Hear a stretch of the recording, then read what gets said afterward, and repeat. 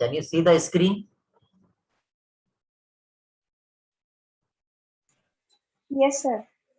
So as you know, since from the last 2-3 lectures, we were discussing about the new chapter of the paper number 12th of this particular semester. First chapter we have seen about the crystal structure, while second chapter was about the bonds and band theory of solid.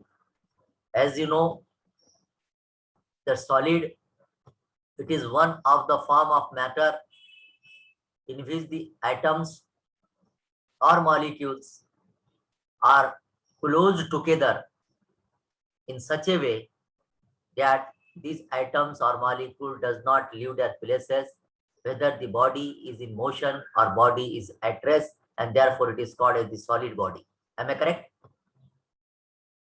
Then in the second part, Yes, sir. we have to see that why these atoms in case of solid are bound so strongly to each other. So we come to the point that in case of solid, among these different atoms, among the different atoms of that particular element, there is a particular type of bonding, isn't it? And this bonding is called as bond. Now, how many types of bondings are there? How this bonding takes place? Which factors are responsible for this bonding? It has come under a particular theory, under a particular study, and that is called as the bond theory of solid. In the introductory part or in the first article of this particular chapter, I have already thrown the light that for the bonding, which factor is basically important so that the atoms or molecules or ions are bind together in order to form a solid. Am I correct? This we have seen so far. Now, after having seen, कम से कम इतना तो idea आ गया पूरे करके दो अभी तक के जो लेक्चर्स हुए हमारे इस चैप्टर के, आपको इतना तो समझ में आ गया होगा, इतना तो आप समझ रहे होंगे कि सॉलिड के अंदर मुख्तलिफ किस्म के एटम, जितने भी एटम हो, खा वो एक हो, सॉरी 2 हो, 3 हो, 4 हो, मिसाल के तौर पर हम NaCl बार बार बोलते रहते, सोडियम क्लोराइड, इसमें एक सोडियम का एटम है और एक इसका है क्लोरीन का। तो ये जो एटम्स हैं, ये कैसे एक दूसरे को जुड़ के एक स्टेबल इन्होंने मॉलिक्यूल बनाया, कैसे जो है तो एक स्टेबल सॉलिड बनाया।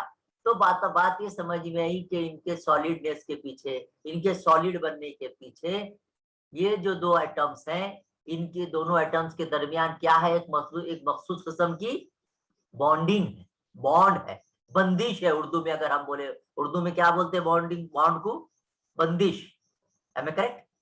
जो उर्दू मीडियम से आए हैं, तहरी मार्केटिंग। Yes sir.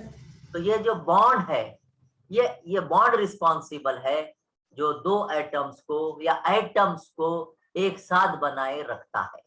अब ये बॉन्ड जो है लिक्विड में भी पाया जाता है, लेकिन वहां कौन सा है, यहाँ कौन सा है, लेकिन यहाँ पर हम जो है अहम जो बात कर रहे, यहाँ पर हम बात करेंगे वो बॉन्ड की जो सॉलिड के अंदर पाए जाते हैं खास तौर पर।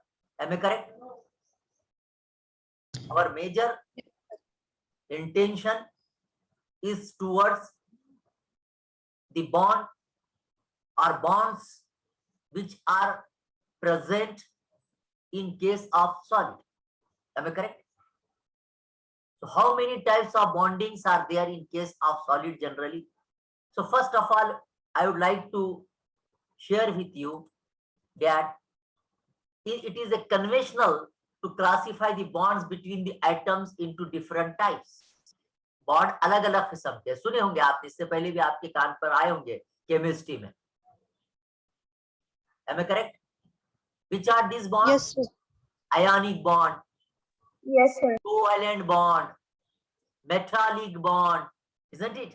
Van der Waals bond, heterogen bond. So all these are different types of bond, and all these bondings is nothing but it is the consequence of electrostatic interaction between the nuclei and the electrons.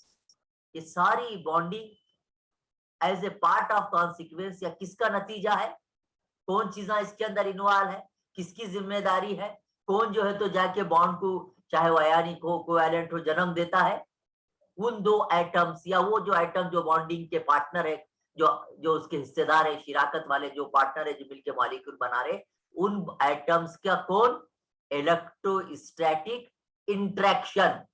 Interaction और attraction में फर्क समझ में आ गया है क्या आपके? I understand the difference between interaction and Yes, sir.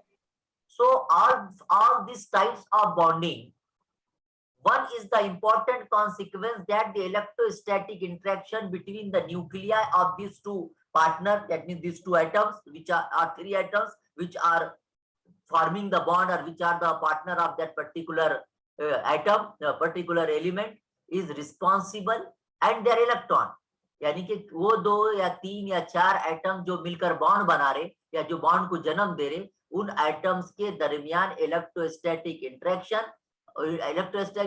भी किसका, बिटवीन द न्यूक्लियाई एंड, क्योंकि एटम में कौन रहते दो पार्ट, एक सेंट्रल न्यूक्लियस और दूसरे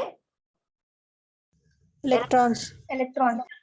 तो वो दो या तीन या चार एटम जो मिलकर एक बॉन्ड बना रहे या बॉन्ड की वजह से एक मॉलिक्यूल में एक एलिमेंट में जुड़े पड़े हैं, उन एटम्स के न्यूक्लियाई और उन एटम्स के इलेक्ट्रॉन्स रिस्पॉन्सिबल हैं अलग अलग किस्म की बॉन्डिंग बनाने के लिए। Am I correct?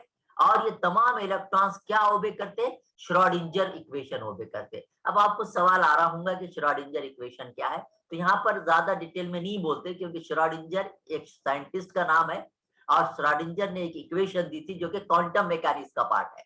लेकिन फिलहाल क्योंकि क्वांटम मैकेनिक्स यहाँ पर हम पढ़ नहीं रहे, तो खाली एक याद रखिएगा, एक लाइन समझ में आपको मैं यहाँ पर बताना मेरा मकसद है कि सॉलिड में जितने भी किस्म के बॉन्ड है जो मैंने अभी यहाँ पर गिनाए, ionic, covalent, metallic, van der Waals and hydrogen, अब इसकी भी अंदर क्या क्या किस्में अभी आगे की स्लाइड में हम देखते हैं। ये तमाम जो है तो बॉन्ड्स महज और महज किसका नतीजा है, इनके लिए कौन जिम्मेदार है, कौन जो है तो कौन कैसा बिहेव करता, तो purely it is a consequence of electrostatic interaction between the nuclei and electrons of the atoms, and these nuclei and electrons, they obey or they follow the Schrodinger equation. This equation was given by the scientist Schrodinger for the electrons which are revolving around the nucleus in a circular orbit, and these electrons are viewed from the quantum mechanical point of view. As there are the another, मैंने इससे पहले first year में आपको बताया था कि classical mechanics किसको बोलते हैं और क्वांटम मैकेनिक्स किसको बोलते हैं। खाली उस नजरिए से किया, डिटेल क्वांटम मैकेनिक्स के बारे में इंशाल्लाह हम अगले सेमेस्टर में पढ़ेंगे। यहाँ तक बात समझ में ही, चलूं आगे। अब जो लेट जाए हुए समझे आप, एक दो सेकंड में बताता हूँ क्या बोल रहे कि कल हमने देखा कि देयर आर द सॉलिड के अंदर एटम्स को एक जगह जुड़ा के रखने के वास्ते कौन जिम्मेदार है, कौन रखता है उनको जुड़ा के, बॉन्ड्स, बराबर है अबरार।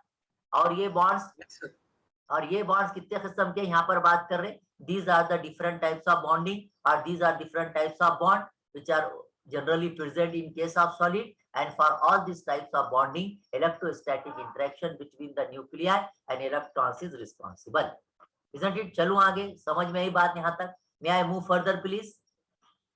Yes sir. चलिए, now let's see here, these are the first of all bond. Bond तो आपके समझ में आ गया, आप बॉन्ड की डेफिनेशन बोलना आपके लिए जरूरी है क्या? बॉन्ड की डेफिनेशन बोल नहीं है, बॉन्ड तो समझ में आ गया। So there are mainly two types of bond, primary bond and secondary bonds. Atoms में, सॉलिड में एटम्स बॉन्ड की मदद से जुड़े रहते, ये हमारे को समझ में आ गया। लेकिन बॉन्ड की अलग अलग किस्में हैं। पहले तो बॉन्ड दो बेसिक हिस्सों में या दो बेसिक फॉर्म में जो है तो क्लासिफाइड है, एक है प्राइमरी बॉन्ड और एक है सेकेंडरी बॉन्ड। ठीक है, primary bond it is still divided into three categories, ionic bond, covalent bond and metallic bond, isn't it? While secondary bond, it is divided into two Two categories, types. van der Waals bonds and heterogen bond. ठीक है, एक के बाद एक हम देखेंगे. तो पहले अगर आपको बोले कि how many types of bonds are there, तो basically there are two types of bonds, primary and secondary. या कलेक्टिवली अगर आपको बोलना है तो there are 5 different types of bonds that we have to study. The bonds are divided into two categories, primary and secondary. Primary bonding is also divided into 3 categories or 3 forms: ionic, covalent and metallic. While secondary, van der Waals and Hydrogen. heterogen. I understand this one. May I move further? All of you please. Yes, sir. चलिए, अब पहली किस्म की bond कौन सा है? पहले किस्म का प्राइमरी बॉन्ड. प्राइमरी बॉन्ड में पहली किस्म कौन से बॉन्ड की है? Ionic bond. सुना क्या आपने कभी ये लफ्ज आपके कान से गुजरा कि आयोनिक बॉन्ड किसको बोलते थे? हुआ क्या कभी? Yes. Yes, sir. चलिए, तो ionic bonding is nothing but it is the electrostatic force of attraction between positively and negatively charge ion between the non metals and metals. किसके अंदर आयोनिक बॉन्डिंग बहुत ज्यादा पाई जाती या किसके अंदर आयोनिक बॉन्डिंग मिलती हमको? यानी कि बॉन्ड्स जो है आयोनिक बॉन्ड या एटम्स आयोनिक बॉन्ड्स की मदद से जुड़े रहते कौन से किस्म के जो है तो एलिमेंट्स में, जो कहां से बिलोंग करते? ये मालूम है ना टर्म्स आपको? Metals, non metals, alkaline metals. आपके पीरियोडिक टेबल केमिस्ट्री में देखे होंगे आपने, उसमें मेटल्स हैं, Yes, sir. नॉन मेटल्स हैं, अल्कली है, अल्कलीन मेटल्स है, अल्कलाइन मेटल्स है, आर्गन गैस है कि नहीं? Sodium, Yes, sir. Magnesium. Chemistry of third row element पर क्या होंगे आप? हो गया chemistry of third row element हुई आपकी फर्स्ट ईयर में, बोलिए, या 12th में हुई होंगी केमिस्ट्री में. कौन से है थर्ड रो के एलिमेंट्स? किसी को याद है? What are the elements of third row? उसको याद करने का एक शॉर्ट टर्म मैं अगर बता दूं केमिस्ट्री, नामक अलसी पर्सा कलवर. सुनेंगे कभी ऐसा टर्म आपने? बोलिए, इंटरेक्ट Yes. कीजिए. नामक अलसी पर्सा कलवर क्या मतलब? ना मतलब यानी मतलब सोडियम, मग Mg मतलब magnesium, Al aluminium, Si silver, sorry silicon. तो इसको बोलते हैं नामक अलसी Parsa culvert. Sodium, magnesium, silver है ना, ये phosphorus. These are the chemistry of third row.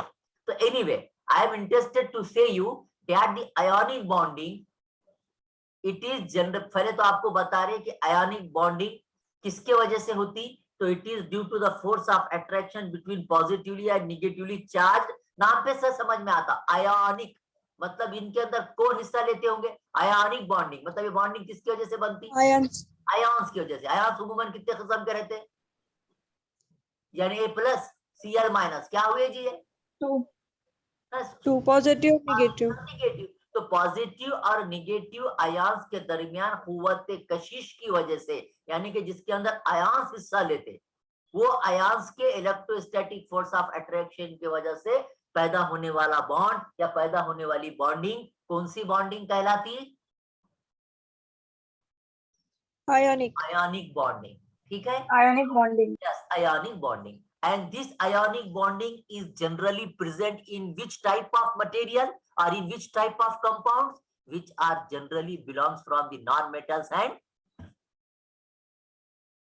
metals. ठीक है, मेटल मालूम आपको? मेटल नॉन मेटल समझता ना, केमिस्ट्री में है. Yes, sir. Yes, sir. These ions जो कि बॉन्ड फॉर्म कर रहे हैं have been produced as a transfer of electron. Ion कैसे पैदा हो गए?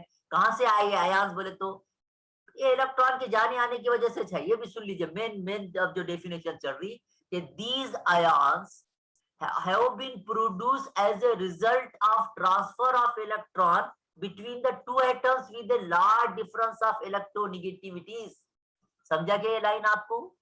कि भाई ये आयन जो पैदा हुए पॉजिटिव आयन, निगेटिव आयन, ये किस वजह से पैदा हुए कि दर हकीकत में होता यूं है कि बॉन्ड में कौन है जी, दो पार्टनर है, दो आइटम है ना, ये दो आइटम के अंदर के इलेक्ट्रॉन एक जगह से दूसरी जगह क्या होते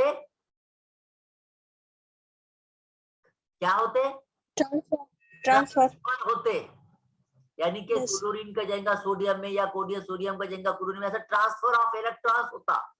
अच्छा, ये ट्रांसफर ऑफ इलेक्ट्रॉन भी किस अंदाज से होता, with a large difference of electronegativities. क्या इलेक्ट्रोनिगेटिविटी समझता है आपको, जिसके पास इलेक्ट्रॉन ज्यादा है तो उसके पास पॉजिटिव चार्ज ज्यादा है क्या निगेटिव चार्ज ज्यादा है,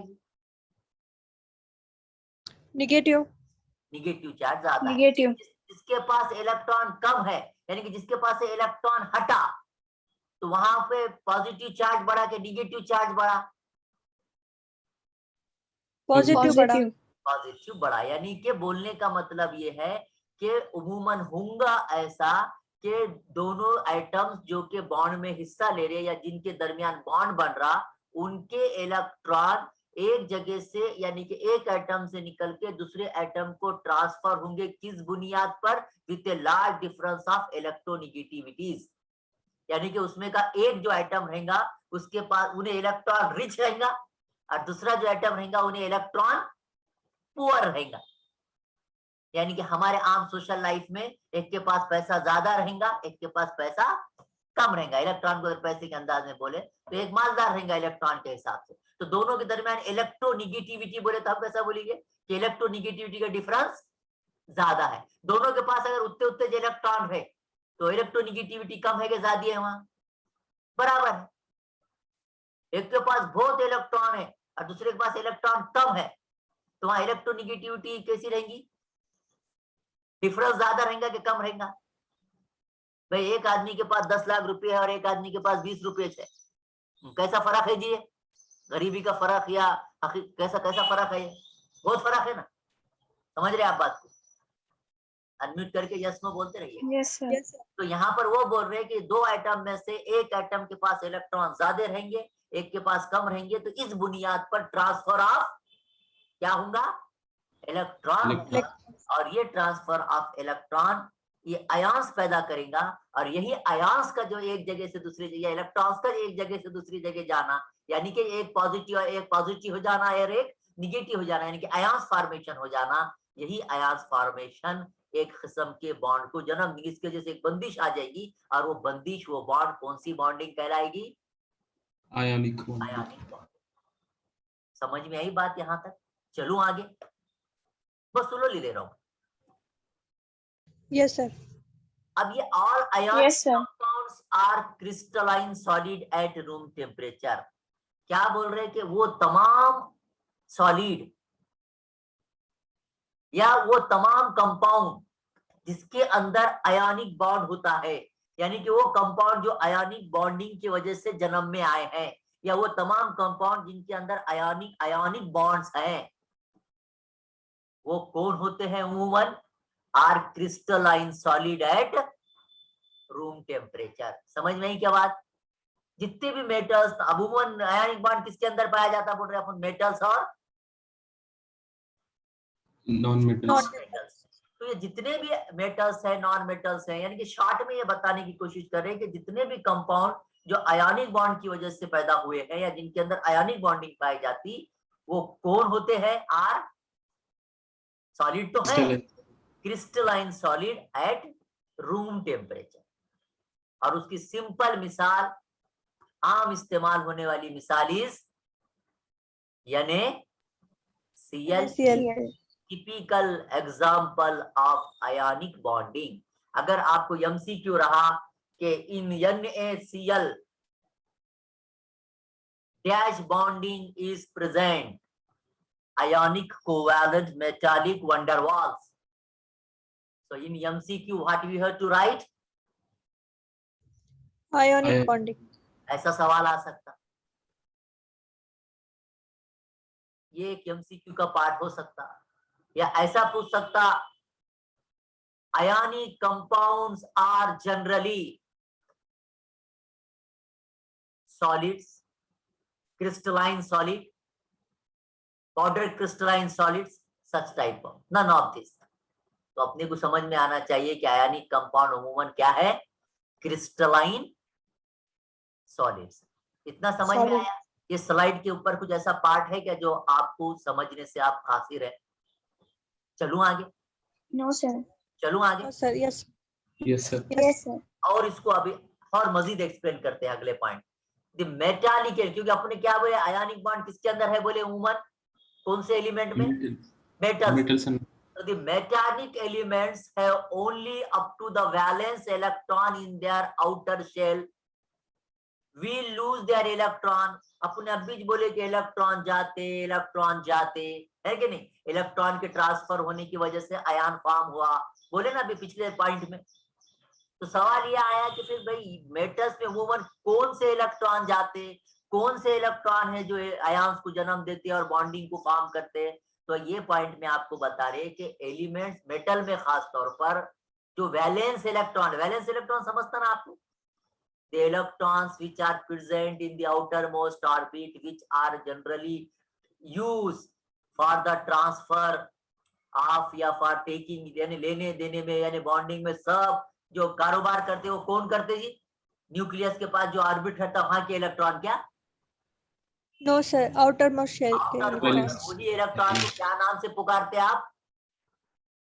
valence electron. Valence electron. तो आपको यहाँ पर यही बताने की कोशिश की जा रही कि बाबा आयोनिक बॉन्ड के अंदर जो ट्रांसफर ऑफ इलेक्ट्रॉन होता, वो ट्रांसफर ऑफ इलेक्ट्रॉन में कौन से इलेक्ट्रॉन ट्रांसफर होते?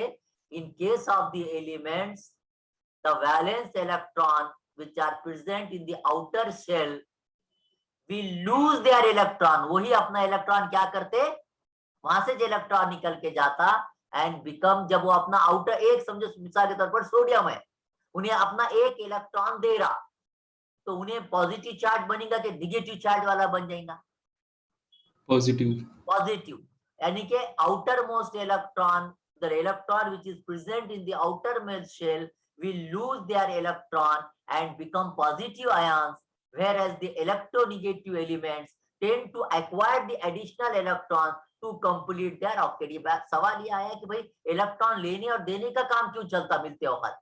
तो इस वक्त चलता है कि अपन एक चीज पढ़कर आए कि किसी भी एटम को स्टेबल रहने के वास्ते उसके हर ऑर्बिट में इलेक्ट्रॉन की तादाद उतनी होनी चाहिए जो कि उसके फुलफिल होने के वास्ते, उसके स्टेबल होने के वास्ते जरूरी है। आपने पढ़ क्या है ना, 1s2 2s2 2p6 3s2, क्या है जी? Electronic configuration. इस इलेक्ट्रॉनिक कॉन्फ़िगरेशन में आपने एक चीज पढ़ क्या है कि पहले में 2 होना, दूसरे में 8 होना, ये निकाले ना आपने। एटॉमिक फिजिक्स ने बताई आपको कि दूसरे में अगर 2 नहीं रहे तो स्टेबल रहता क्या? No, sir. उसको स्टेबल होने के नो सर। हाँ, उसको स्टेबल होने के वास्ते उसके पास कितने रहना? 2. 8 रहना, पहले में 2 रहना, तो उन्हें रहता स्टेबल। कम से कम 8 तो भी रहना, 8 अगर हुए तो उन्हें स्टेबल, 8 से कम रहे तो उन्हें स्टेबल नहीं, 8 से कम रहे तो उन्हें क्या करता, फिर किधर से तो भी एक हासिल करता, या फिर अगर उसके पास 8 से ज्यादा है तो एक दे देता।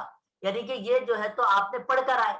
तो और वही चीज है कि यहाँ पर जब electrons is lose by the one atom and it has become the positive ion, whereas the other one which is electronegative element tends to acquire या tends to take the additional electron to complete their octet and become, जब उन्हें एक octet लेके एक electron लेके अपना octet मुकम्मल कर लेता तो उन्हें कैसा बन जाता, कौन सा आयन बन जाता? निगेटिव आयन बन जाता। निगेटिव आयन्स को एक और ऐसा भी पुकारते, निगेटिव आयन्स बोलो या एनियॉन्स भी बोलते हैं उसको, है क्या मालूम आपको? जैसा पॉजिटिव वाले को पॉजिट्रॉन भी बोलते हैं, और जो निगेटिव आयन रहता है उसको और क्या नाम से पुकारते? निगेटिव आयन भी बोल सकते हैं आम अल्फाज में, लेकिन थोड़ा और अच्छे वर्ड में बोलने का तो एनियॉन्स, एनी ऐसा प्रोनाउंसिएशन निकाल सकते हैं आप। क्या निकाल सकते हैं? एनियॉन्स। एनियॉन्स। समझ में आई बात? देखिए क्या हो रहा, एक है सोडियम और एक है क्लोरीन, ठीक है? सोडियम के पास एक इलेक्ट्रॉन था, सोडियम के पास एक इलेक्ट्रॉन था जो कि कहां पर था, उसके वैलेंसी वैलेंसी में था, outermost shell. Outermost shell में था, वैलेंस इलेक्ट्रॉन था। अब जब ये दोनों मिले, क्योंकि हम एग्जांपल सोडियम क्लोराइड की देख रहे हैं, तो आउटर मोस्ट इलेक्ट्रॉन जो कि सोडियम के आउटर मोस्ट ऑर्बिट में था, वैलेंस इलेक्ट्रॉन था, वो क्या हो गया, ट्रांसफर हो गया। सुन लीजिए, वर्ड ट्रांसफर में बहुत भार दे रहा हूं मैं, अगले उसमें अपने को बात करना है। क्या हुआ, इन्हें Transfer हुआ. ट्रांसफर हुआ। देख लीजिए, तो अब इसके पास से गया सोडियम के पास से, तो इन्हें कैसा बन गया, पॉजिटिव, और इसके पास निगेटिव की बढ़ गई, तो इन्हें कौन सा बना, इन्हें निगेटिव आयन बना। लिहाजा पॉजिटिव चार्ज या positive ion of sodium combine with the negative ion of chlorine, और ये दोनों की वजह से जो बंदिश या जो बॉन्ड बना है, वो बॉन्ड कौन सा बॉन्ड है, ionic bond, Ionic bond. It should B, अब हम क्योंकि सोडियम की बात कर रहे हैं, तो it should be notice that when the sodium loses its once valence electron, it gets smaller in size. एक और चीज समझ में, अब उधर तो आयंस का बता दिए, लेकिन क्या होता कि जब सोडियम अपना एक वैलेंस इलेक्ट्रॉन लूज करता, तो उसकी साइज, सोडियम की size decrease, it get smaller in size. While chlorine क्या कर रहा है, एक electron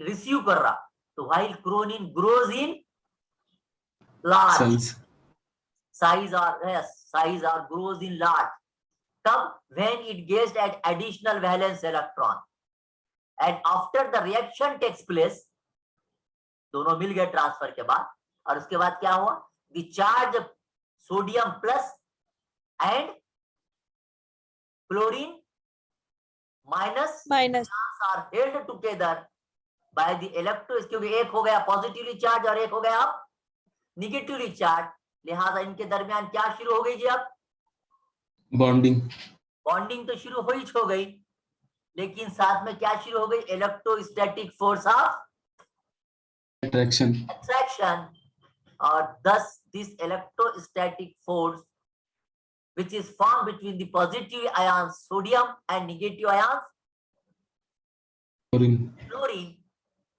starts, and it form a which type of bonding, ionic bonding. Ionic bonding.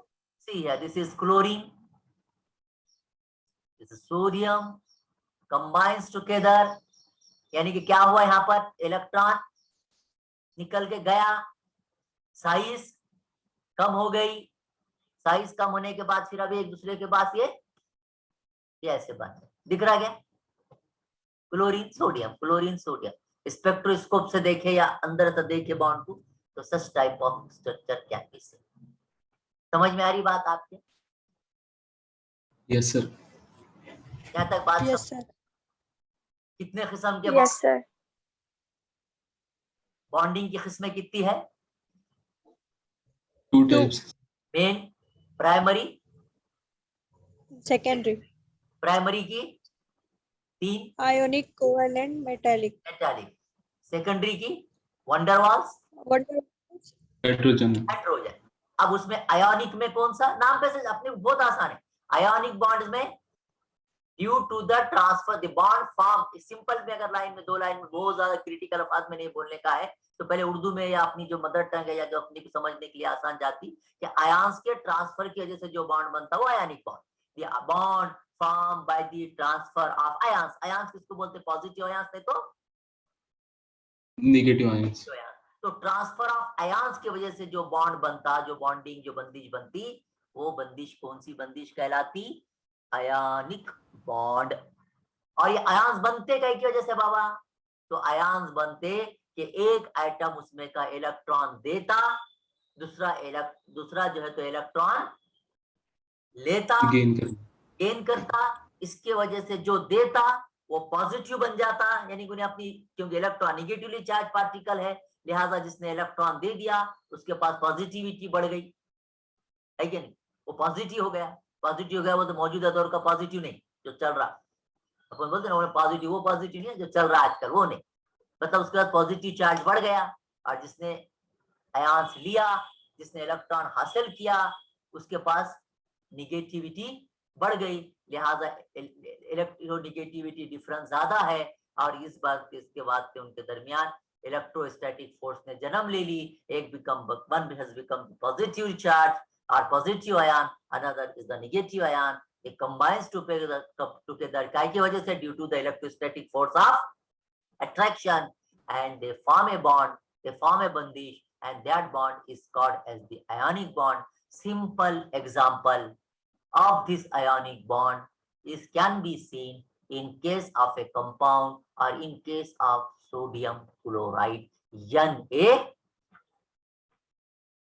Cl. When sodium and chlorine ions approach each other closely enough so that the orbit of the electron in the ions begins to overlap each other. कब होगा बाबा? इधर chlorine है, इधर जो है तो sodium है, जब आके मिलेंगे क्या हो, पहले का आयन दूसरे के पास, यानी कि outer most orbit of electro sodium जो है उठ के जो है तो क्लोरीन के पास गएंगे, जब होगा क्या ऐसा? कल पढ़ के आया पुण्य कि बॉन्डिंग कब होंगी? जब जैसे जैसे दो एटम्स क्लोज आएंगे। तो एक बाजू ग्रुप में सोडियम, दूसरे बाजू ग्रुप में क्लोरीन, तो कई को मिलते हैं आगे, उनका सोडियम का पॉजिटिव एक इलेक्ट्रॉन वैलेंस इलेक्ट्रॉन कई को जाएगा क्लोरीन के पास? नहीं जाएगा। कब जाएगा? when the sodium and chlorine ions approach each other Close each other. और कितना each other, कितने करीब? so that the orbit of electrons, यानी कि वो जो ऑर्बिट है in the ions begins to overlap, है कि नहीं? ऐसा करीब करीब करीब आना और आउटर मोस्ट ऑर्बिट ऑफ एक दूसरे के ऊपर आ जाना, तब जाके इन्हें अपना आउटर मोस्ट सोडियम का ऊपर का जो इलेक्ट्रॉन, एक इलेक्ट्रॉन बचा था, उन्हें कहां जाएगा? क्लोरीन में जाएगा। समझ में आ रही की बात? और क्या बताना चाह रहे थे? Yes, sir. Abrar getting? Yes, sir. yes sir Yes. So when sodium and chlorine ion approach close together so that the orbit of the electrons overlap to each other, then the electrons begins to repel each other by the virtue of repulsive electrostatic Coulomb force. Of course, the closer together ions are greater the repulsive force, and with the help of this animation, I have tried to explain that how it is taking place. और ये जो करीब आना और इधर से electron इधर जाता, उन्हें अपना ऑक्टेट कंप्लीट करने को करता, एक आइटम में जो है तो दो इलेक्ट्रॉन सेम क्वांटम नंबर के साथ में रहते, ये आपको पॉली एक्सक्लूजन प्रिंसिपल ने बोला, जो आपने केमिस्ट्री में पढ़े होंगे कि no two electrons in a one atoms are present in a same quantum state, यानी कि कोई भी दो इलेक्ट्रॉन सेम क्वांटम स्टेट के साथ एक एटम में नहीं। क्वांटम स्टेट किसको बोलते हैं? केमिस्ट्री का याद आता है क्या आपको? जब इलेक्ट्रॉन ऑर्बिट में रहता, तो ऑर्बिट के शेल है, मालूम क्या आपको? एस सेल, पी सेल, सुने क्या? खाली मैं पूछता नहीं, Yes, sir. पूरे ना? Yes, sir. तो ये इलेक्ट्रॉन जब ऑर्बिट में रहता है, इसको क्वांटम मैकेनिक्स ने नंबर दी, प्रिंसिपल क्वांटम नंबर n, सुने क्या? जो बताता Yes, sir. Number of shell, orbital quantum number l, सुने? Orbital angular momentum Yes, sir. l, उसके बाद स्पिन क्वांटम नंबर s, सुने क्या? ये spin, Yes, sir. Yes, sir. क्योंकि आपको जो है बोहर्स थ्योरी क्या बोलती? बोहर्स थ्योरी आपको बोलती कि इलेक्ट्रॉन जो है तो ऑर्बिट में घूम रहा, बोल रही ऐसा, जैसे ये ऑर्बिट है क्या नहीं? ये क्या है उसका? Nucleus. न्यूक्लियस है, और ये कौन है? इलेक्ट्रॉन है। Electrons. तो ये इलेक्ट्रॉन ऐसा घूम रहा, बोल रहा ऑर्बिट में, है क्या नहीं? इन्हें जो ऑर्बिट में Yes. घूमता, उसकी मोशन को बोलते हैं ऑर्बिटल मोशन, बराबर है क्या? Yes, sir. और ये ऑर्बिटल मोशन, और जब इलेक्ट्रॉन घूम रहा है, इसको मास रहती, इसकी वजह से इसको रहती ऑर्बिटल एंगुलर मोमेंटम, बराबर है क्या? अब Yes, sir. मेरी बात? yes sir लेकिन आपको क्वांटम मैकेनिक्स बोहर थ्योरी एक और बात आपको बोलती कि ये इलेक्ट्रॉन ऑर्बिट में तो फिरता ऐसा, लेकिन इस वक्त फिरते वक्त उसकी मोशन उन्हें अपने खुद के स्पिन के अतराफ भी फिरता ऐसा, यानी ऐसा गोल तो नहीं फिरता उन्हें, ऐसा फिरता। मतलब क्या? ये इलेक्ट्रॉन अपने एक्सिस के ऊपर भी रोटेट होता, ऐसा ऐसा फिरता, गोल फिरते वक्त आप क्या करो, चूड़ी के अंदर जो देखा था ऐसा कागज डालो और देखो ऐसा फिरता, यानी कि गोल तो घूम रहा साथ में ऐसा फिर रहा गोल। मतलब क्यों, क्या हो रहा, गोल घूम रहा मतलब कौन सी मोशन कर रहा उन्हें, एंगुलर मोशन। एंगुलर मोशन कर रहा, और खुद अपने एक्सिस के ऊपर भी ऐसा फिर रहा, वो कौन सी मोशन कर रहा, स्पिन। स्पिन किसको बोलते बोला मैंने, आप पढ़ के स्पिनर है बोलते हैं, क्या मतलब स्पिनर क्या करता, सर्कुलर मोशन करता अपने अतराफ। सर्कुलर नहीं, it rotates about its own axis. अपन बोलते हैं ना Yes. हमारा अनिल कुंबले स्पिनर है, क्या करता बाबा ये अनिल कुंबले, अनिल कुंबले और any spinner has the capacity और ability to rotate the ball about its own axis. कोई भी बॉडी अपने ओन एक्सिस के अतराफ जब रोटेट करती, एक्सिस समझ, रोटेशन थ्योरी पढ़ के आया आपने, भाई हर चीज को घूमने के वास्ते एक एक्सिस Yes. लगता है ऐसा, यस सर। अपना खुद का एक तो एक एक्सिस अपन बाहर से पूरा आते हैं ऐसा, और एक बॉडी का अपना खुद का एक्सिस, तो अपने खुद के एक्सिस के अतराफ जब बॉडी रोटेट करती, जैसे बॉल को स्पिनर ऐसा फिराता, तो क्या होता, बॉल अपने खुद के एक्सिस के ऊपर फिरते फिरते जाके बैट्समैन को चौकाता ना, समझ रहे हैं बात को आप, यस सर। तो वो हर बॉडी की अपने एक्सिस के ऊपर फिरने की जो एबिलिटी है या जो मोशन है वो कौन सी मोशन कहलाती, spin. It is called as spin. आ गया, तो इसके अंदर जो इलेक्ट्रॉन ऑर्बिट में रहता है उसको क्या क्या रहता, angular momentum, principal quantum number, orbital quantum number, spin quantum number, magnetic, तो ये सबको मिला के क्या बोलते हैं, वो इलेक्ट्रॉन की मैग्नेटिक क्वांटम स्टेट बोलते हैं। तो वो क्वांटम स्टेट, एक क्वांटम स्टेट में जो है तो कभी भी दो इलेक्ट्रॉन नहीं रहते, ऐसा कौन से रूल ने बोला आपको, ये केमिस्ट्री का पार्ट है, पढ़ के आए कि देखो कभी फिजिकल केमिस्ट्री में, पॉली एक्सक्लूजन प्रिंसिपल, क्योंकि कोई भी दो इलेक्ट्रॉन सेम क्वांटम स्टेट में कभी भी नहीं रह सकते, यानी कि कोई भी दो इलेक्ट्रॉन का यल यम यस और यम यल सेम नहीं रहेगा, तीन एक साथ रह सकते लेकिन एक तो भी अलग रहेगा। स्पिन हमेशा कितनी रहती, सुनेगा जी आपने कभी, स्पिन प्लस और minus, plus half minus half. अगर समझो दो इलेक्ट्रॉन सेम क्वांटम स्टेट के आ गए, यानी कि दोनों का भी यम यन यल यम यस और यम यल एक आ गया, तो उसमें से एक इलेक्ट्रॉन अपनी वो हालत में से निकल जाएगा, यानी कि एटम के कॉन्स्टिट्यूशन में से, उसकी बनावट में से एक एक्सक्लूड हो जाएगा। इस वास्ते प्रिंसिपल का नाम क्या है, एक्सक्लूजन। और वो पहली बार किसने दिया वो रूल, पॉली ने। इस वास्ते एक्सपेरिमेंट का या प्रिंसिपल का नाम ही क्या है, पॉली एक्सक्लूजन प्रिंसिपल। समझ में आया आपके, खैर ये केमिस्ट्री का पार्ट था, यहाँ पे हम ये बताना चाह रहे कि जब दो आयंस करीब आएंगे तो उस वक्त जो है तो क्या होगा, आपका ions will transfer from one atom to the another and it form which type of bonding, please, Ionic bonding. ionic bonding. I understand Ionic bonding. समझ में आ गए आपके, see here such type Yes, of, Yes, sir. so with this one we shall stop here today. Still 2 minutes are there because next type of bonding that we are going to see, which one, Covalent.